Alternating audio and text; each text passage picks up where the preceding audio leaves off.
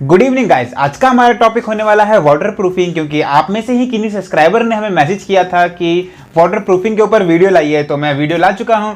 उससे पहले मैं थैंक यू करना चाहूँगा शिवनाथ दास को, जिन्होंने हमें ये माइक दिया वीडियो बनाने के लिए, और दीपक जिंदल को, जिन्होंने हमें ट्राइपॉड दिया वीडियो बनाने के लिए। So let's get started.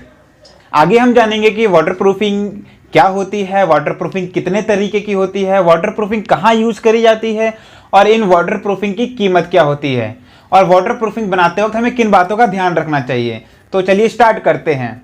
उससे पहले अगर आपने हमारा चैनल शाइन विद अभय को सब्सक्राइब नहीं किया है तो जाके सब्सक्राइब कीजिए, क्योंकि हम आपके लिए ऐसे ही इंटरेस्टिंग वीडियो लाते रहते हैं। What is water proofing? Water proofing क्या होती है? जहां पर पानी डायरेक्ट आता है, उस पानी को दूसरी जगह सीलन बनने से रोकने के लिए एक लेयर या एक वाटर प्रूफिंग का एक कोट लगाया जाता है, जिससे वह पानी दूसरी जगह पर सीलन ना बन सके।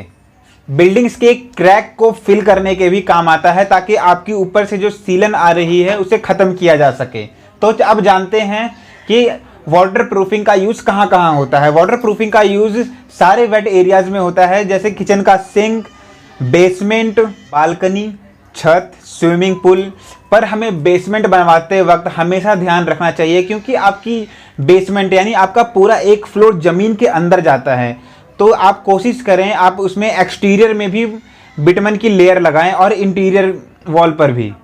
इससे क्या होगा, आपका वो काफ़ी अच्छे तक रहेगा। बेसमेंट की जितनी भी दीवारें होंगी वो काफ़ी अच्छे तक रहेंगी और आपको ज़्यादा प्रॉब्लम नहीं होगी फ्यूचर में। वैसे तो कई प्रकार की वाटर प्रूफिंग होती है, पर कुछ चार जो कि काफ़ी मेन मानी जाती है, जिनमें से पहला है sheet membrane water proofing, liquid water proofing, bentonite water proofing और सीमेंटेशन वाटर प्रूफिंग। अब चलिए जानते हैं कि इन प्रूफिंग की डिटेल्स में।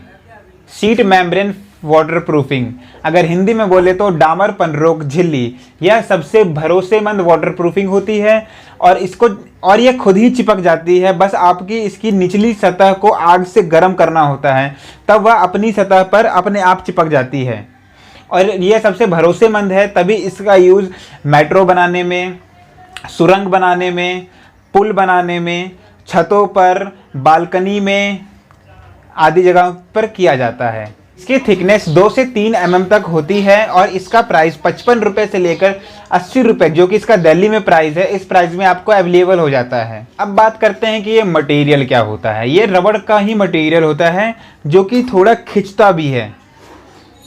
नेक्स्ट है हमारा लिक्विड वाटर प्रूफिंग। इस वाटर प्रूफिंग को हमें पेंट में मिलाकर दीवार पर अप्लाई किया जाता है।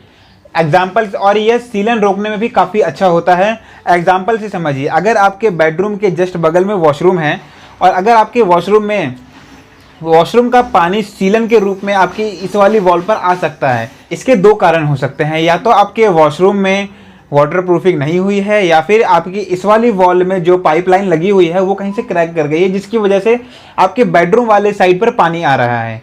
पूरी सीलन आपको दिख रही होगी, यहाँ पर इस तरीके से सीलन आ जाती है। तो इसमें वाटर प्रूफिंग का यूज़ करना चाहिए। हमें क्या करना चाहिए, पेंट में उस लिक्विड वाटर प्रूफिंग को मिलाकर उसे अप्लाई कर दिया जाए। यह काफ़ी कारगर तो नहीं होता, आपको लास्ट में पाइप ही चेंज कराना पड़ेगा, पर कुछ हद तक ये आपके पानी को आने से रोकता है। बात करते हैं इस लिक्विड वाटर प्रूफिंग का मटेरियल क्या होता है। इसमें भी सेम रबर ही होती है, पर वो लिक्विड के फॉर्म में होती है, जिसे आप वॉल पे अप्लाई करते ही वो आपकी वॉल पर एक लेयर लगा देती है, जिससे आपकी पानी आपकी सीलन बनकर बाहर ना आए। और इसका 1 लीटर का प्राइस दिल्ली में 450 के अप्रॉक्स है। बेंटोनाइट वाटर प्रूफिंग, ये काफ़ी हद तक मेम्ब्रेन वाटर प्रूफिंग जैसी ही होती है, पर इसका यूज़ ज़्यादातर एक्सटीरियर वॉल्स पर किया जाता है। ये आपको 2 फॉर्म में मिलती है, एक क्ले फॉर्म में और एक मेम्ब्रेन फॉर्म में। इसका ज़्यादातर मटेरियल नेचर से ही आता है। उसके बाद आता है हमारा सीमेंटेशन वाटर प्रूफिंग। ये सबसे सस्ता वाटर प्रूफिंग माना जाता है। आपने देखा होगा कि कई घरों के बाहर की साइड में सीमेंट का घोल लगा रहता है, उसे ही सीमेंटिंग वाटर प्रूफिंग कहा जाता है। यह काफ़ी सस्ता होता है, पर इसमें भी हमें कुछ सावधानियां बरतनी चाहिए। जैसे कि अगर आप बाहर लगवा रहे हैं तो उससे पहले आप सीमेंट का प्लास्टर करवा लें, उसके बाद आप उस सीमेंट को घोल के लगाएं, ताकि वह पानी को एब्जॉर्ब ना करे। पर यह भी आपका 3 से 4 साल तक का ही होता है, उसके बाद आपको इसको रिपेयरिंग करवाना ही पड़ता है। का यूज़ घरों में फ्लोरिंग की जगह, मार्बल लगाने की जगह इस सीमेंट के घोल को लगाया जाता है। यह काफ़ी सस्ता पड़ता है। इस दीवारों पर तारकोल भी लगाया जाता है। तारकोल बेसिकली आपके टायर्स को जला करके उसमें से जो काला लिक्विड निकलता है उसको अप्लाई किया जाता है वॉल पर। सिर्फ आप उसको एक्सटीरियर वॉल पर ही लगाते हैं, और कुछ लोग उसे बिटमन की जगह छत पर भी यूज़ करते हैं, पर वो ज़्यादा टिकाऊ नहीं होता है। वो 2 से 3 साल तक का ही उसका ड्यूरेशन होता है, उसके बाद वो ख़राब हो जाता है। वाटर प्रूफिंग करवाते वक्त कुछ बातों का ध्यान रखना बहुत ज़रूरी है। जैसे अगर आप शीट मेम्ब्रेन छत पर लगवा रहे हैं तो आप ध्यान रहे कि गलती से भी 2 लेयर्स के बीच में गैप ना हो। अगर गैप हल्का सा भी होगा तो उससे आपकी पानी की लीकेज होगी। लिक्विड वाटर प्रूफिंग को पेंट में मिलाने से कंजूसी ना करें।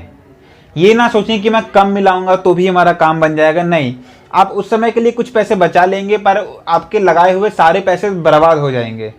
घर की बाहरी दीवार पर सीमेंट का घोल लगवाने से पहले आप उस पर रेत की 1 इंच मोटी परत चढ़वा लें, मतलब प्लास्टर करवा लें। उसके बाद उस पर सीमेंट का घोल लगवाएं। वो आपका काफ़ी अच्छा होगा और वो आपका ज़्यादा दिन तक चलेगा भी। तो आप हमें कमेंट करके बताइए कि कैसे लगी आपको नॉलेज अबाउट वाटर प्रूफिंग, और आप हमें कमेंट करके बताएं अगला हमारा टॉपिक सजेस्ट करें कि अगला हमारा टॉपिक क्या होना चाहिए। Thank you. हमारे चैनल को सब्सक्राइब करें, लाइक करें, शेयर करें। धन्यवाद।